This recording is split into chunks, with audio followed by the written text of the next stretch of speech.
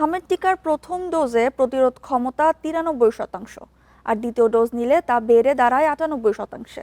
গত ১.৫ মাসে হামের টিকা দেওয়ার লক্ষ্য শতভাগ পূরণ হলেও দ্বিতীয় ডোজ কখন শুরু হবে তা জানেন না অভিভাবকরা। সংশ্লিষ্টরা বলছেন ৬ মাস থেকে ৫ বছরের কম বয়সীদের দ্বিতীয় ডোজ দেওয়া নির্ভর করছে বিশেষজ্ঞদের নিয়ে গঠিত কমিটির ওপর।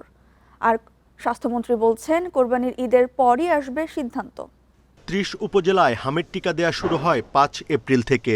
এরপর ২০ এপ্রিল থেকে টানা ১ মাস সারা দেশে ৬ মাস থেকে ৫ বছরের কম বয়সীরা টিকা পায়। এ পর্যন্ত টিকা পেয়েছে ১,৮২,০০,০০০ শিশু।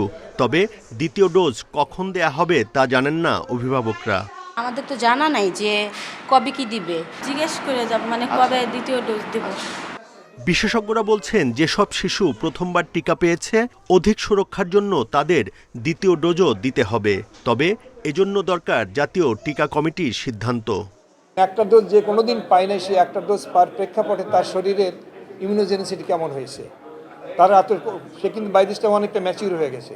তাহলে সেই ইমিউনোজেনিসিটি স্টাডির পরে ডিসাইড করতে হবে যে ইয়েস তার সেকেন্ড ডোজ দেওয়ার দরকার, দিলে তাকে কতদিন পরে দিতে হবে। রোগ প্রতিরোধ ক্ষমতা একটা টিকাতেই হয় 93%, এবং বিজ্ঞানীরা বলেছে যে 93%-এর থেকে তো আরও বেশি লাগবে, ঠিক আছে আমরা সেকেন্ড ডোজ দিই। আগে কিন্তু বাংলাদেশে একটা ডোজ ছিল প্রথমভাবে যখন হামের টিকা দিতাম, কিন্তু পরবর্তীতে আমরা 2টা ডোজ আমাদের যাই, কারণ আমাদের দরকার যে আরও বেশি রোগ প্রতিরোধ ক্ষমতা যদি অর্জন করা যায়।